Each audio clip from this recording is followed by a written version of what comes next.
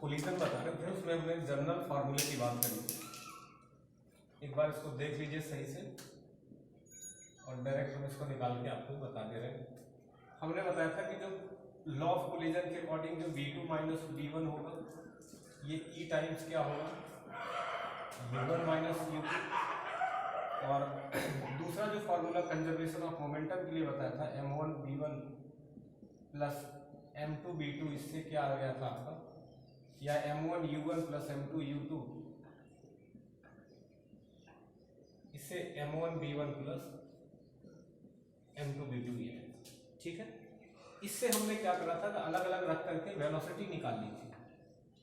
Velocity के v1 के भी फार्मूले और v2 के दो फार्मूले हमने निकाल लिए थे। ठीक है, उसमें v1 का जो फार्मूला था वो फिर से मैं बना के लिख दे रहा हूँ। ये हो जाएगा आपका v2 की वैल्यू लिख देंगे e v2 v1 equal to v2 minus क्या था v1 equal to v2 minus e v2 minus e bracket में u माइनस 1 u माइनस 2 पूरा निकाल दे रहे हैं, 1 मिनट लगेगा। ये यहाँ से v2 करते हैं तो ये हो जाएगा e times u1 minus u2, और ये प्लस में क्या हो जाएगा, ये उधर जाएगा तो v1 हो जाएगा। अब ये वैल्यू इस इक्वेशन में हमने रखने को बोली थी v1 की जगह, तो ये हो जाएगा m1 u1 plus m2 u2 is equals to, ये m1 हो जाएगा v1 प्लस m2, और v2 की जगह पर इतनी वैल्यू हमको रखनी है e times u1 minus u2 और प्लस में v1, ये सब। तो यहाँ से हम v1 की वैल्यू कैलकुलेट कर सकते हैं। यहाँ v1 वाला टर्म कर लेंगे, इसको इतने से मल्टीप्लाई करेंगे, इधर v1 वाला टर्म आ जाएगा। तो आप देखेंगे कि m1 v1 plus m2 v1, इसको इससे मल्टीप्लाई कर दिया और इनको एक तरफ कर लिया, उसको इधर भेज दिया, तो ये वाला टर्म तो हो जाएगा m1 u1 plus m2 u2, ये पूरा, और इससे मल्टीप्लाई होकर जो उधर जाएगा वो क्या हो जाएगा, नेगेटिव हो जाएगा, तो माइनस में आ जाएगा ये आपका m2e,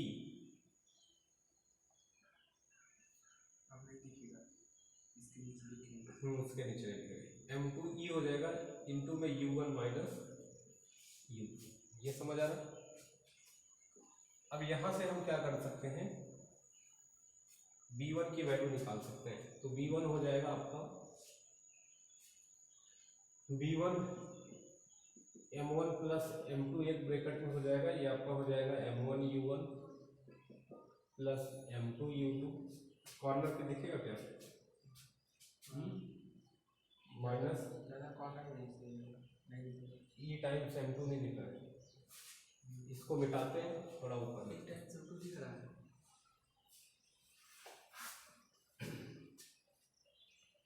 ऊपर लिख रहे हैं ऊपर से। ठीक है, तो ये हो जाएगा v1 कॉमन ले लिया, m1 प्लस m2, ये इक्वल में आ जाएगा किसके, ये m1 u1 plus m2 u2 minus e m2 u1 minus u2, ये हो जाएगा। तो यहां से v1 की वेलोसिटी क्या हो जाएगी, v1 हो जाएगा आपका m1 u1 अपान, एक कम कर देना कि इसमें जो u1 वाले टर्म है उनको एक तरफ कर लेते हैं, u2 वाले टर्म एक तरफ कर लेते हैं, तो ज्यादा सही रहेगा। तो एक तो ये u1 वाला टर्म है, एक उसमें u1 वाला टर्म आएगा, इसको पहले मल्टीप्लाई करके लिख लेते हैं, थोड़ा ऊपर लिखते हैं। ये v1 m1 प्लस m2 जो होगा ये हो जाएगा m1 u1 plus m2 u2 minus, इसको हम मल्टीप्लाई करते हैं तो माइनस में e m2 u1 हो जाएगा, और ये माइनस माइनस प्लस क्या हो जाएगा e m2 u2। ठीक है, अब हम U1 को एक साइड कर लेते हैं, U2 को एक साइड, उसमें से कॉमन ले लेते हैं। अब ये हो गया M1 U1 और उस वाले U1 को माइनस E M2 U1, इसको इधर लिख देंगे प्लस M2 U2 और प्लस E M2 U2, ऐसा कर दिया। ये किसके इक्वल हो गया, B1 times M1 plus M2 के। यहां तक आपको समझ में आया था? इसको तो हम मिटा भी सकते हैं।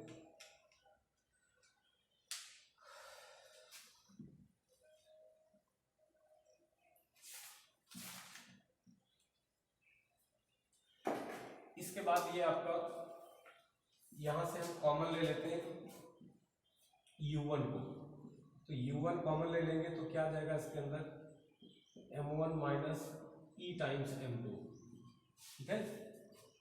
और प्लस में यहाँ U2 कॉमन ले लेते हैं, तो U2 कॉमन, U2 क्या है यहाँ पर, M2 U2 दोनों कॉमन आएगा I think, M2 U2 common ले लेते हैं, तो ये 1 प्लस E आ जाएगा। दिख रहा है, समझ आ रहा है? तो ये हो जाएगा आपका B1 times M1 plus M2। ये थोड़ा और सही लगेगा, तो B1 को यहाँ ऐसा लिख सकते हैं, कैसा, M1 minus E M2 into U1 अपान ये वाला M1 प्लस M2, इसके साथ भी लिखेंगे उसके साथ भी लिखेंगे, अरे तो डिवाइड होगा तो दोनों में होगा ना, plus M2 U2 1 plus E अपान M1 प्लस M2, ये फॉर्मूला बनेगा B1 के लिए। वही फॉर्मूला जो पिछली बार बताया था, लेकिन ये थोड़ा सिस्टमेटिक वे में इसको ज्यादा सही से लिख दिया। ऐसे जब B2 लिखेंगे ना, तो B2 में भी क्या होगा, ये M2 होगा, M2 माइनस E M1, ये क्या हो जाएगा, M1 हो जाएगा, इनटू में ये U2 हो जाएगा, आप करके देखेंगे इसी तरीके से, अपान M1 प्लस M2 होगा, और डायरेक्ट ये याद रखने का भी तरीका है, प्लस जहां ये M2 U2 है, यहां पर क्या हो जाएगा, M1 U1 हो जाएगा, अपान M1 प्लस M2 ऐसे रहेगा, और इनटू में 1 प्लस E। ये फॉर्मूला किसके लिए हो जाएगा, B2 के लिए। तो एक B2 और एक B1 का ये दोनों फार्मूला आपको याद रखना है। अब इससे हम कोई भी फार्मूला आगे भी बताएंगे, कोई भी निकाल सकते हैं। और दूसरा लॉस इन काइनेटिक एनर्जी की बात हमने करी, तो लॉस इन काइनेटिक एनर्जी में हमने कहा था initial kinetic energy minus final kinetic energy. तो इनिशियल काइनेटिक एनर्जी का मतलब हुआ half M1 U1 square plus half M2 U2 square minus half M1 B1 square plus half M2 B2 square, ये हो जाएगा। अब क्या करना है कि B1 और B2 की जगह पे ये वैल्यू रख के इसका स्क्वायर करके सॉल्व करना है, ठीक है। नोट करिए इसको पहले, ये जो B2 वाला फॉर्मूला है, ये फिर से आप सॉल्व करेंगे, और अब की बार जैसे यहाँ पर हमने क्या रखा था, B1 की वैल्यू, सॉरी B2 की वैल्यू B1 के टर्म्स में रखा था, वैसे आप B1 की वैल्यू अब की बार B2 के टर्म्स में रखेंगे, तो B2 निकालेंगे, जैसे इसको सब कुछ करके कराया, तो वही वाली वैल्यू आएगी। लेकिन इसमें क्या होगा कि मैंने डायरेक्ट इससे लिख दिया है, होता यही है, जब आप ये करके लाएंगे तो उससे ये फॉर्मूला आप आसानी से लिख सकते हैं। जहां M1 था, अब ऐसा नहीं चेंज करना है कि जहां जो था वही चेंज कर देंगे, हर जगह नहीं, नीचे M1 प्लस M2 रहेगा ही रहेगा। ये B1 निकालना है तो यहाँ M1 होगा, B2 निकालना है तो यहाँ M2 होगा, ऐसे याद रखने का तरीका है ये। और ये माइनस E M2 है, B1 निकालना था तो B2 निकालना था, तो माइनस E M1 है, यहाँ U1 है तो यहाँ U2 होगा। बाकी ये M2 U2 था तो ये M1 U1 हो जाएगा, 1 प्लस E जैसे का तैसे रहेगा। क्लियर है? चलिए लॉस इन काइनेटिक एनर्जी में आते हैं। अब लॉस इन काइनेटिक एनर्जी जब आप निकालेंगे तो आपको करना यह है कि इतनी बड़ी वैल्यू डायरेक्ट आपको रखनी है। ये हाफ m1 और b1 के जगह पर ये रखना है पूरा यहां से यहां तक, और b2 की जगह पे ये रखना है, इसका स्क्वायर करना है। समझ रहे कितनी कॉम्प्लेक्स इक्वेशन बनेगी। तो इसको हम डायरेक्ट लिख दे रहे हैं क्योंकि ये खुद ही मैथ में 2 नंबर का 2-3 नंबर का क्वेश्चन अगर आप करेंगे तो न इसका कहीं डेरिवेशन आपसे पूछा ही जाएगा, बस आपको डायरेक्ट फार्मूले से मतलब है। तो U1 U2 के टर्म्स में अगर आपसे काइनेटिक एनर्जी का फार्मूला पूछा जाएगा लॉस इन, तो ये हो जाएगा हाफ m1 m2 अपान m1 plus m2 into U1 minus U2 का होल स्क्वायर,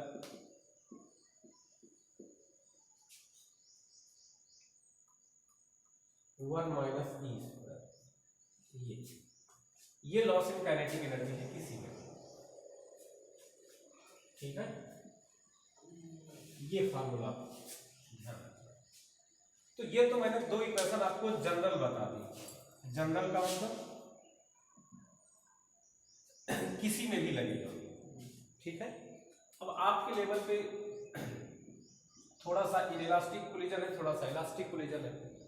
तो एक तो आपका परफेक्ट, अब आपकी बुक का बता देते हैं जो परफेक्टली इलास्टिक है। पहले तो परफेक्टली इनइलास्टिक दिया हुआ।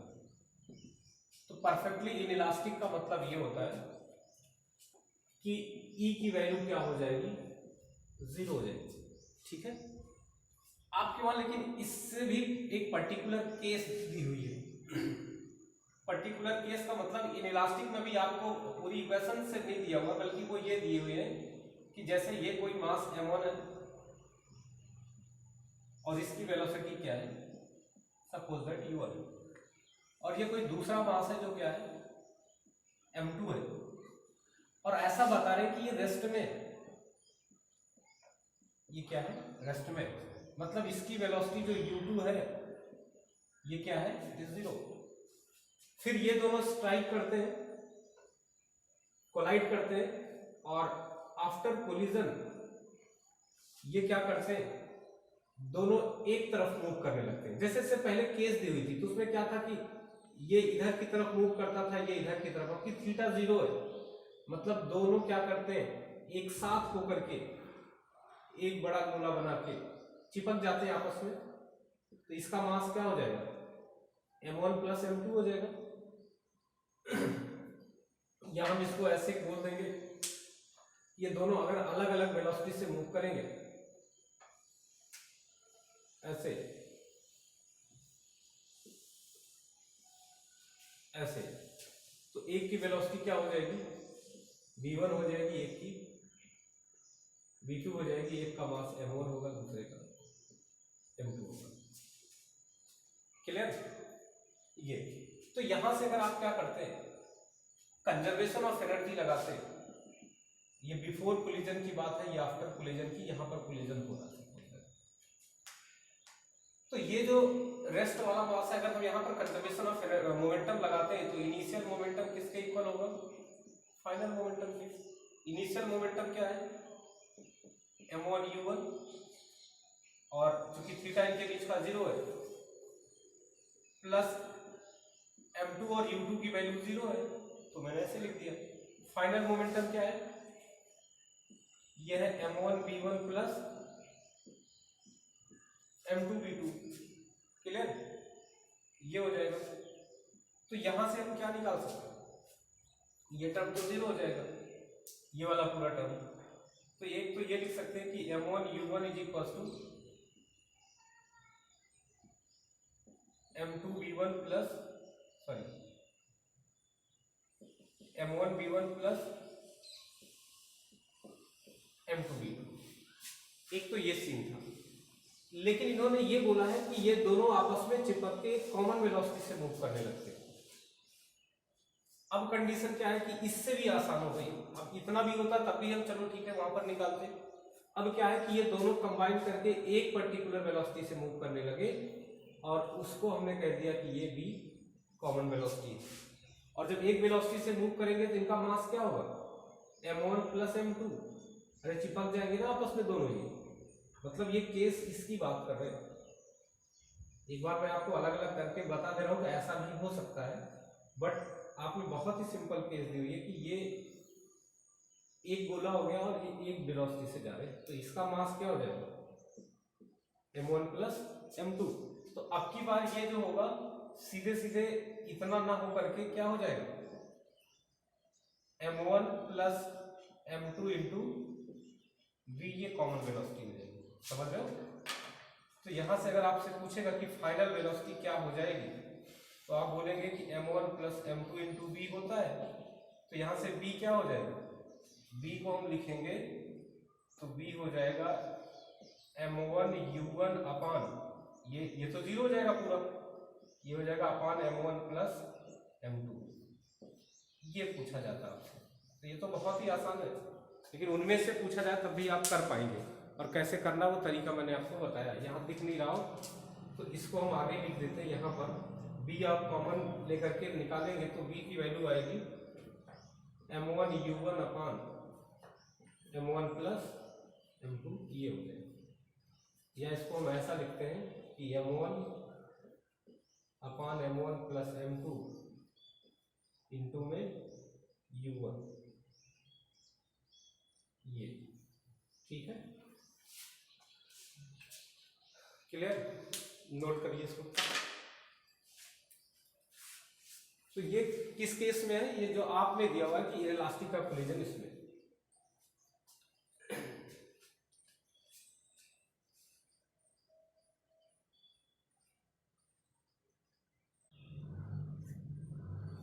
अब इनिशियल वेलोसिटी, इनिशियल मोमेंटम ये रहा, फाइनल मोमेंटम ये रहा, आप ऐसे करके निकाल सकते हैं। अब इसमें यहाँ पर u1 भी आपको किसके टर्म्स में है, u1 जो है, सॉरी u तो है ये इसके टर्म्स में, b भी क्या है, u के टर्म्स में।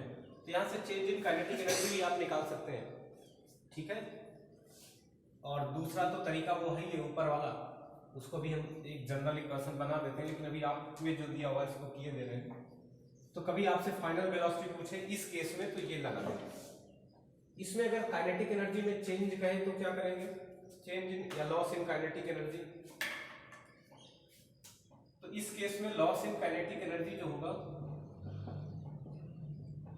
वो हो जाएगा हाफ m इनिशियल का स्क्वायर माइनस, तो पहले काइनेटिक एनर्जी क्या थी, m1 u1 का स्क्वायर थी,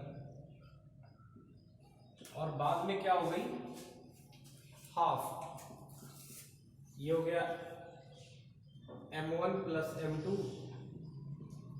इंटू बी का स्क्वायर, ठीक है। तो यहां से लॉस इन काइनेटिक एनर्जी आप निकाल सकते हैं। लॉस इन काइनेटिक एनर्जी आ जाएगी, ये हाफ m1 u1 स्क्वायर हो जाएगा minus half m1 plus m2, और यहां से b की वैल्यू रख दो, तो b की वैल्यू क्या हो जाएगी, m1 u1 अपान m1 प्लस m2 इसका होगा स्क्वायर। आ रहा है समझ। तो यहां से ये हो जाएगा half m1 u1 square minus half, या आप इसको ऐसा लिख सकते हैं m1 प्लस m2 बाई 2, और इसका स्क्वायर करेंगे तो ये हो जाएगा आपका m1 square plus u1 square upon m1 plus m2 का होल ऑफ स्क्वायर, और m1 प्लस m2 के होल ऑफ स्क्वायर का मतलब ये होगा ये, ठीक है।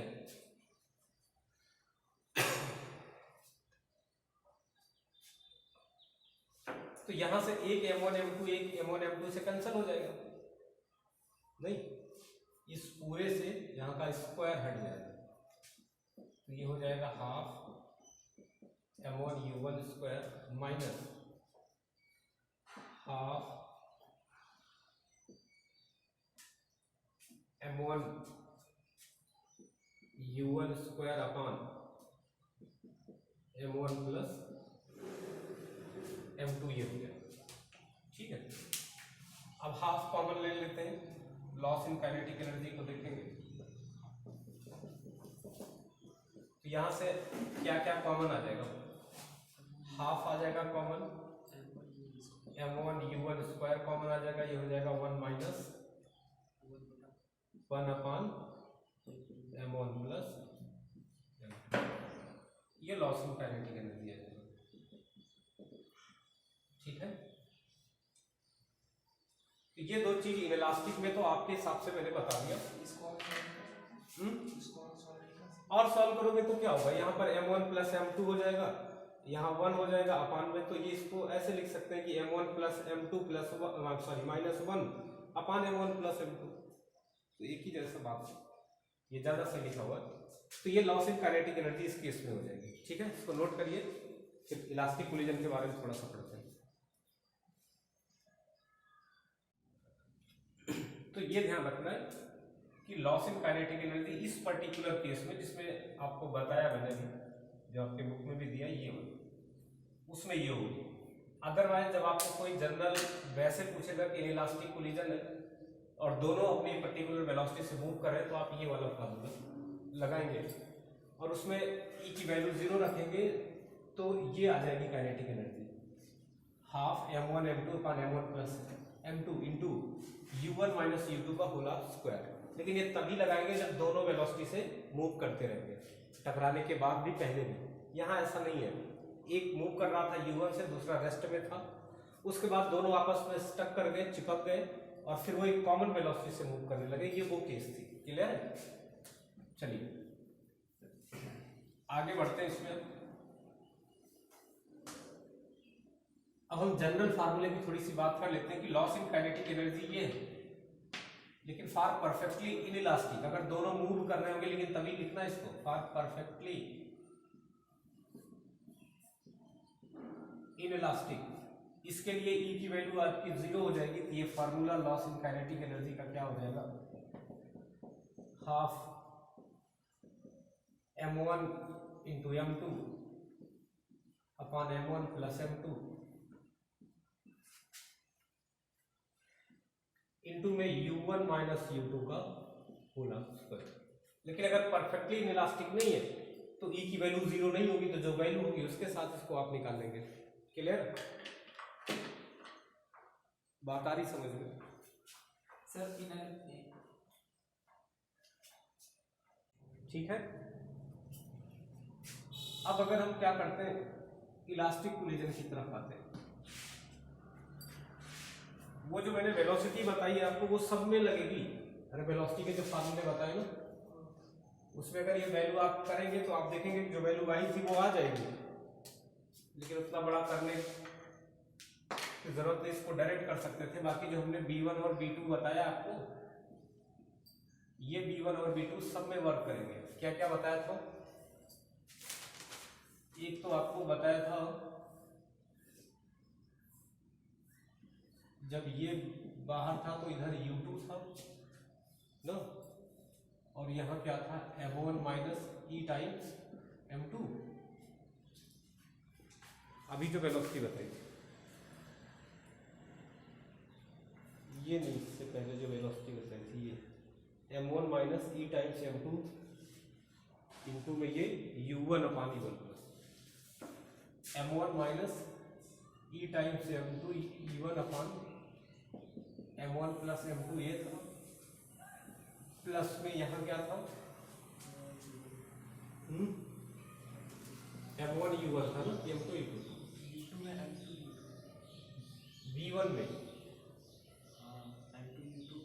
m2 u2 1 प्लस ई अपॉन m1 प्लस। ये एक फार्मूला होता है इसका, और इसका होता था, यहाँ पर m2 हो जाता था, ई m1 हो जाता था, और यहाँ पर u2 हो जाता था अपान में m1 प्लस m2 प्लस ये हो जाएगा आपका m1 u1 1 प्लस ई अपान में क्या हो जाएगा, m1 प्लस m2, ये पूरा। तो ये जो B1 B2 है, अगर हम यहाँ पर इलास्टिक कोलिजन की बात करते हैं और लॉस इन काइनेटिक एनर्जी की वैल्यू बताई थी, तो फॉर परफेक्टली इलास्टिक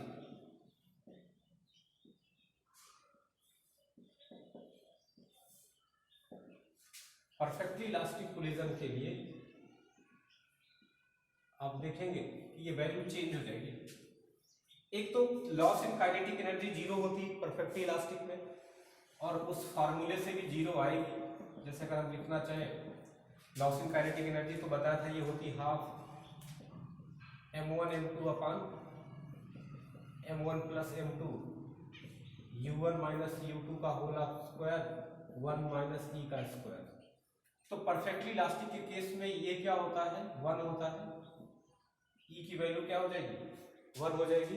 तो 1 का स्क्वायर क्या होगा 1 ही रहेगा, और 1 माइनस 1 जीरो होगा, और जीरो से पूरे में मल्टीप्लाई करेंगे तो क्या हो जाएगा होल टर्म जीरो हो जाएगा। तो लॉस इन काइनेटिक एनर्जी क्या आ जाएगी जीरो आ जाएगी, मतलब जो इनिशियल काइनेटिक एनर्जी थी वही फाइनली बनी रहेगी।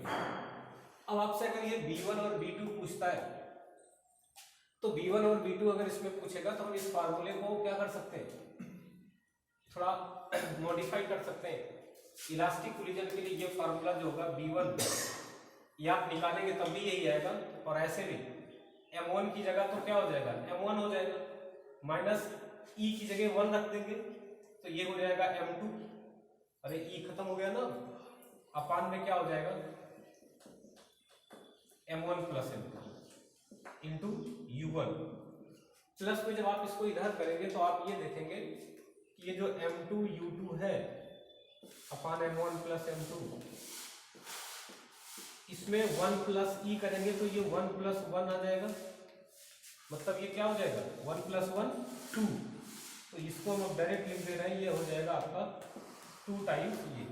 तो परफेक्टली इलास्टिक के केस में ये फार्मूला बन के आता है। आप चाहे कैलकुलेट भी करेंगे तब भी देखेंगे कि क्या आएगा यही वाला फार्मूला बन के आएगा। इससे डायरेक्ट हम कर सकते हैं, ये एक फार्मूले से सारा कुछ डायरेक्ट कर सकते हैं। ऐसे B2 करेंगे तो B2 भी क्या बन के आएगा,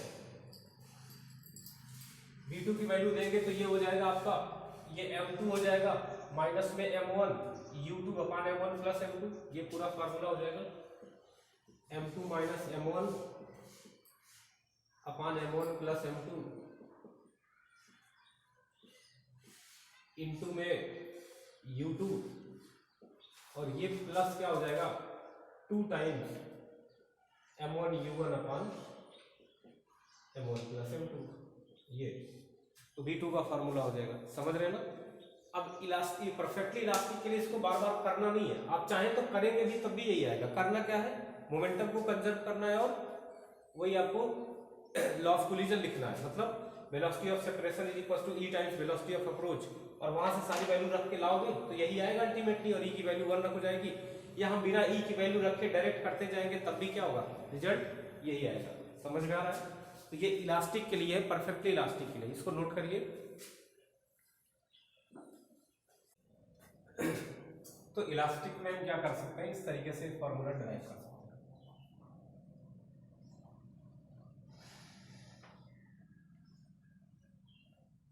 अब आप में जो पर्टिकुलर केस पे पूछता है, एक तो ये पूछता है कि अगर वेलोसिटी क्या हो जाए, वो सॉरी मास आइडेंटिकल हो जाए, तो अगर मास आइडेंटिकल हो जाएगा तो ऐसा हम मानते हैं कि वेलोसिटी चेंज हो जाएगी। अगर क्या करते हैं फॉर इलास्टिक कोलिजन या परफेक्टली इलास्टिक कोलिजन की बात कर रहे हैं, परफेक्टली इलास्टिक कोलिजन का मतलब E की वैल्यू क्या हो जाएगी 1, और इसमें केस है if M1 is equal to M2, मतलब मास क्या है आइडेंटिकल है। तो मास आइडेंटिकल है तो वेलोसिटी क्या हो जाएगी वो एक्सचेंज हो जाती है। जैसे ये पहले क्या थी, ये M था और इसकी वेलोसिटी U1 थी, और इसकी वेलोसिटी U2 है, ये भी M है। ये दोनों कोलाइड करते हैं, तो कोलाइड करने के बाद इनकी वेलोसिटी जो V1 और V2 होती है, अगर उसको आपको कैलकुलेट करना है तो what is the velocity of second and first block. अब दोनों का मास तो वही है, तो हमने जो आपको वेलोसिटी V1 और V2 के लिए फार्मूला बताया था, आप उसी से चाहे तो इसको निकालें, नहीं तो फिर से उतनी एक्सरसाइज कर सकते हैं।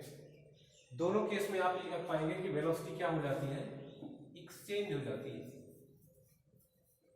एक्सचेंज कैसे होती है, जैसे मैंने पहले तो पूरा फार्मूला क्या बताया था वो लिखते हैं। क्या बताया था पूरा फार्मूला इसमें, इसमें बताया था m1 minus M2 e times m2 ना, अपान m1 plus m2, plus M2 U2 और इनटू में यहाँ क्या था, u2 था ना, हाँ U1 u1 था। सही से देखो, यस सर ये b1 में u1 था, और प्लस में क्या करेंगे, m2 u2 1 प्लस e अपान m1 प्लस m2 ये था। और v2 की वैल्यू यहीं से जब हमने निकाली थी तो ये था m2 minus e times m1 अपान में m1 plus m2 into u1 plus में ये क्या हो जाएगा m2 u2 sorry m1 u1 होगा ना, m1 u1 1 प्लस e अपान m1 प्लस m2। अब हमने आपसे कहा कि मास आइडेंटिकल, तो मास आइडेंटिकल है तो v1 क्या हो जाएगा और v2 क्या हो जाएगा, यहां से निकालते हैं।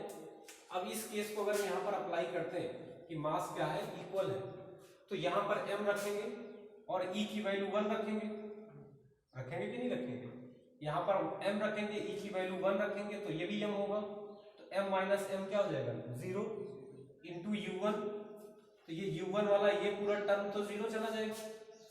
फिर यहाँ क्या रखेंगे, m रखेंगे, समझो, और यहाँ 1 रखेंगे, रखेंगे कि नहीं रखेंगे, तो यहाँ m होगा और यहाँ क्या होगा 1 होगा प्लस 1 होगा 2 हो जाएगा, तो ये 2m इंटू u2 अपान में क्या हो जाएगा m प्लस m, तो 2m से 2m कैंसिल हो जाएगा, तो v1 किसके इक्वल आ जाएगा e2 के, और v2 किसके इक्वल आ जाएगा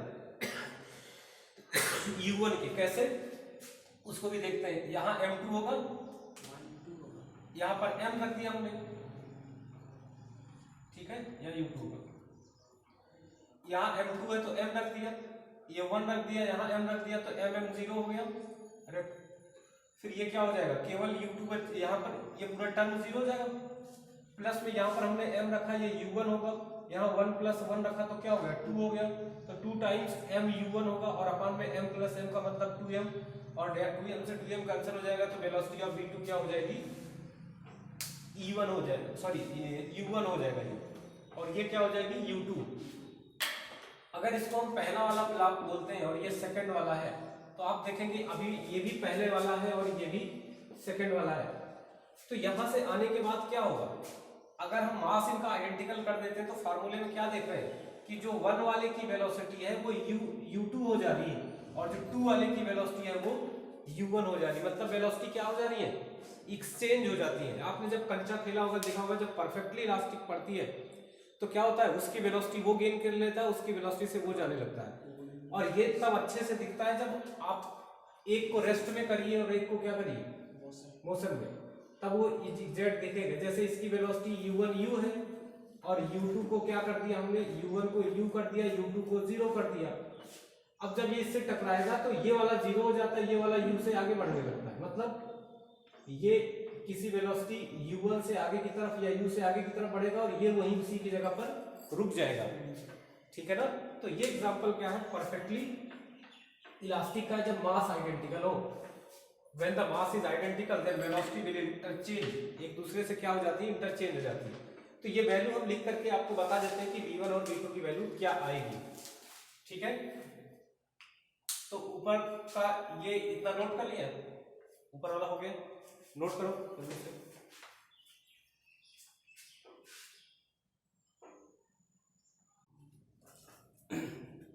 तो ये फार्मूला अगर यहाँ पर हम अप्लाई करके दिखाते हैं आपको, आप क्या पाएंगे कि इस फार्मूले में v1 की वैल्यू अगर हम निकाल रहे हैं तो v1 की वैल्यू निकालेंगे तो ये तो m रख देंगे m1 को, माइनस e को 1 रखेंगे, m2 को भी m रखेंगे, अपान में क्या होगा m प्लस m। तो मास आइडेंटिकल के केस में ये u1 ये पूरा टर्म 0 हो जाएगा, समझ रहे हो ना। अरे ये m माइनस m 0 हो गया, तो ये 0 वाला हम ऐसे इसको डायरेक्ट क्या लिख दे रहे हैं 0, और प्लस में क्या करेंगे, ये वाला जो है ये इस M2 के जगह M रख दे रहे हैं, इस U2 के जगह क्या रख दे रहे हैं U2, और ये 1+1 हो जाएगा इलास्टिक कोलिजन के लिए, और ये हो जाएगा आपका M प्लस M। ठीक है, तो M प्लस M क्या हो जाएगा 2M हो जाएगा, तो ऊपर भी 1+1 क्या हो जाएगा 2 हो जाएगा, तो 2M इंटू U2 अपान में क्या हो जाएगा 2M हो जाएगा। तो इससे ये कैंसिल हो जाएगा, तो सीधे सीधे क्या आ जाएगा U2, मतलब B1 किसके बराबर आ गया, B1 आ गया सीधे सीधे U2 के बराबर, और ऐसे B2 किसके बराबर आ जाएगा U1 के बराबर। इसका मतलब वेलोसिटी क्या हो जा रही है, एक्सचेंज हो जाती है। कब, जब मास आइडेंटिकल होता है और collision would be perfectly elastic. अगर कोलिजन परफेक्टली इलास्टिक होगा और मास क्या होंगे एक दूसरे के इक्वल होंगे, तो कोलिजन कैसा हो जाएगा परफेक्टली, सॉरी तब ये क्या हो जाएगा वेलोसिटी एक्सचेंज होगी। तो यहीं पर इस पॉइंट को लिख लो कहीं, क्या कि velocity will interchange, velocity will be interchange, ये क्या हो जाएंगी आपस में इंटरचेंज हो जाएगी। तो ये तो पहली केस हो गई जब मास क्या हो आइडेंटिकल हो। अब इसी में अगर हम क्या करते हैं, ये एग्जैक्ट कब पता चलेगा, जब एक को हम u वेलोसिटी से करें दूसरे को रेस्ट में कर दें।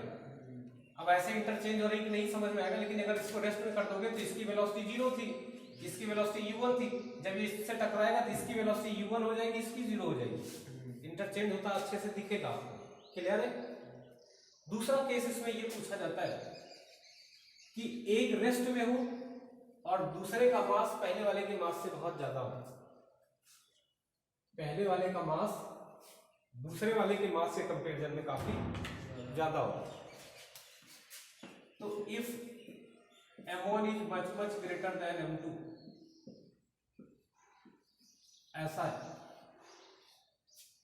तो अगर ये बहुत ज्यादा है तब दो सिचुएशन बनती है। एक तो ये रेस्ट में हो, केवल कौन सा मोशन करे, ये वाला मोशन करे M2 वाला, तब क्या होता है कि वेलोसिटी जो होती है वो सेम वेलोसिटी से वो फिर से रिबाउंड हो जाता है आफ्टर कोलिजन। अगर ये रेस्ट में है और ये किसी वेलोसिटी u2 से जा रहा है, तो उसी वेलोसिटी से क्या होता है वापस रिबाउंड हो जाता है, मतलब वेलोसिटी वही होगी, साइन क्या हो जाएगा अपोजिट हो जाएगा। तो फर्स्ट केस इसका ये बनाते हैं कि if M1 is in rest, मतलब M1 रेस्ट होने का मतलब क्या है, U1 क्या है 0 है।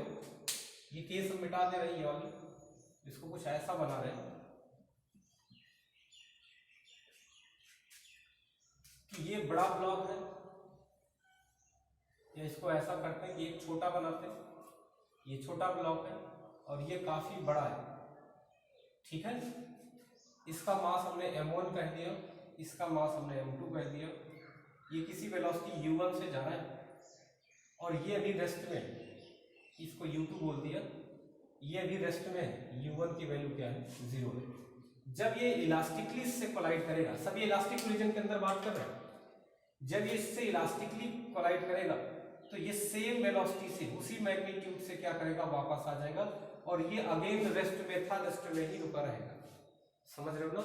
तो इसकी वेलोसिटी क्या होगी अनचेंज होगी, और इसकी वेलोसिटी क्या हो जाएगी, इसकी वेलोसिटी वही रहेगी मैग्नीट्यूड में और डायरेक्शन में अपोजिट हो जाएगी। यहाँ चाहे आप रख के देखेंगे तो M1 को बहुत ज्यादा रखेंगे, तो M1 को बहुत ज्यादा रखेंगे तो इसको M2 इसके कंपेरिजन में बहुत कम होगा, तो बहुत कम होगा तो हम इसको नेग्लेक्ट कर सकते हैं। तो ये M1 माइनस में ये नथिंग है, और अपान आप देखेंगे तो ये हम B1 निकाल रहे हैं और ये E1 1 हो जाएगा, तो इसमें से थोड़ा सा हटाएंगे तो कोई फर्क नहीं पड़ेगा, और अपान में M1 होगा तो आप देखेंगे कि ये, और यहाँ पर ये M2 मास है तो ये बहुत ना के बराबर है, नेग्लिजिबल है, ठीक है। और इसकी जो वैल्यू होगी वो M1 प्लस M2 होगी, तो आप ये देखेंगे कि हमने पहले क्या बताया आपको कि ये शुरू में रेस्ट में है, तो ये वैल्यू तो 0 है, रेस्ट में है तो अरे b1 के लिए ये 0 है, तो ये पूरा टर्म 0 हो जाएगा, ठीक है। और पहले 0 था, बाद में भी 0 ये रहेगा। हमको क्या निकालना है कि इसकी वैल्यू बाद में क्या हो जाएगी, जो m2 था बाद में इसकी वैल्यू होती b2, तो b2 की वैल्यू कितनी होगी, तो b2 की वैल्यू अगर देखने जाओगे तो आपको ये पता पड़ेगा कि ये तो 0 के बराबर है, ये नेग्लिजिबल मास है इसके कंपैरिजन में, ठीक है। तो यहाँ वैल्यू क्या आएगी, इसी के मास की वैल्यू आएगी जो आएगी। तो यहाँ से आप ये पाएंगे कि ये माइनस में ये 1 हो जाएगा, ये बड़ा ब्लॉक होगा मतलब m1, और नीचे भी उतना ही मास होगा, क्योंकि m1 में m2 जोड़ोगे तो m1 बड़ा मास है, उसमें थोड़ा सा जोड़ने पे कोई फर्क नहीं पड़ेगा, दोनों कैंसिल हो जाएंगे। तो यहाँ से ये माइनस u2 आ जाएगा और ये टर्म पूरा का पूरा क्या हो जाएगा, कैंसिल हो जाएगा। उसका रीजन ये कि u1 पहले ही 0 है, तो यहाँ से b2 की वैल्यू क्या हो जाएगी, माइनस ऑफ u2 हो जाएगी। और माइनस ऑफ u2 का मतलब क्या हुआ कि जो u2 पहले था वही है, बस डायरेक्शन क्या हो गई, अपोजिट हो गई, ठीक है। दूसरा, इसमें अगर ये वाला रेस्ट में हो, कौन वाला, छोटा वाला रेस्ट में हो, ये वाला मूव करे और मास बहुत ज्यादा हो, तो ये जब कोलाइड करेगा तो ये तो अपनी वेलोसिटी से जाता रहेगा और ये उसकी डबल वेलोसिटी से क्या करेगा, आगे की तरफ बढ़ने लगेगा। वो भी यहाँ से क्लियर हो जाएगा आपको। कैसे, हमने कहा कि ये 0 है आपकी बार, और ये क्या है, ये 0 है, और ये अभी भी क्या है, u वेलोसिटी से चल रहा है, तो ये u से चल रहा है तो u से ही चलेगा। कैसे, हमने कहा कि इसमें जो है पहले हमको इसकी फाइनल वेलोसिटी मान लेते हैं कि हम v2 निकालनी है, सॉरी v1, और इसकी क्या निकालनी है, v2। तो हमको v1 देखते हैं u के बराबर आती है कि नहीं आती, या u1 के बराबर।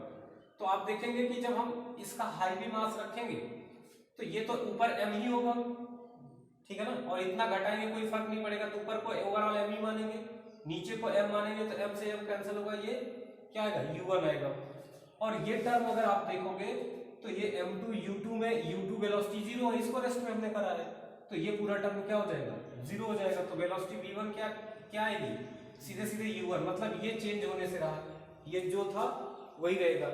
और इसका क्या फर्क पड़ेगा, नीचे वाले पे, नीचे वाले फर्क ये पड़ेगा कि इसकी वेलोसिटी फिर क्या हो जाएगी, जब शुरू में रेस्ट में था तो इसकी फाइनल वेलोसिटी क्या होगी कि ये इसके डबल वेलोसिटी से भागेगा। कैसे, अब देखिए m2 तो क्या है, इसके कंपैरिजन में नेग्लिजिबल है, अरे इसके कंपैरिजन में m2 क्या है, नेग्लिजिबल है, और u2 को हम क्या मान रहे हैं, 0, तो ये पूरा टर्म तो क्या हो जाएगा, 0 हो जाएगा। अब इस वाले टर्म पे आते हैं, m1 हैवी मास है, तो ये m1 होगा ऊपर, और नीचे क्या होगा, ऊपर m1 u1 होगा, और नीचे m प्लस m2 m ही होगा, तो m से m कैंसिल हो जाएगा, तो ये क्या बचेगा, u1, और 1 प्लस 1 क्या हो जाएगा, 2, तो 2 टाइम्स u1 हो जाएगा। तो इसका मतलब ये हुआ, इसमें जो दो केस बनी, दोनों को मैं बता दे रहा हूं फिर से, कि अगर मास पहला वाला दूसरे वाले से बहुत ज्यादा है, first mass is greater than second mass, तो इसमें दो केस बनती है। एक, if heavier mass is in rest, if big mass is in rest, और रेस्ट में है, तो वो जिस वेलोसिटी से जाएगा छोटा वाला मास, उसी वेलोसिटी से रिबाउंड होगा, मतलब u से गया तो u से रिबाउंड होगा, मतलब डायरेक्शन केवल चेंज होगी, मैग्नीट्यूड वही होगा। और दूसरी केस इसमें यह है कि अगर छोटा वाला रेस्ट में है, ये रेस्ट में है, और बड़ा वाला क्या कर रहा है, ये u वेलोसिटी से मूव कर रहा है, तो लास्ट में क्या होगा, बड़ा वाला कोलिजन के बाद उसी वेलोसिटी से मूव करेगा, मतलब बड़े वाले की वेलोसिटी क्या होगी, चेंज नहीं होगी, और छोटा वाला डबल वेलोसिटी से मूव करने लगेगा कोलिजन के बाद, ठीक है। तो ये आपका ओवरऑल कोलिजन है, और इसमें काइनेटिक एनर्जी की वैल्यू तो आप बताया 0 आएगी, change in kinetic energy elastic में, तो ये आपका कोलिजन ओवरऑल हो गया। नेक्स्ट टर्म से हम लोग रोटेशनल मोशन पढ़ेंगे, ठीक है।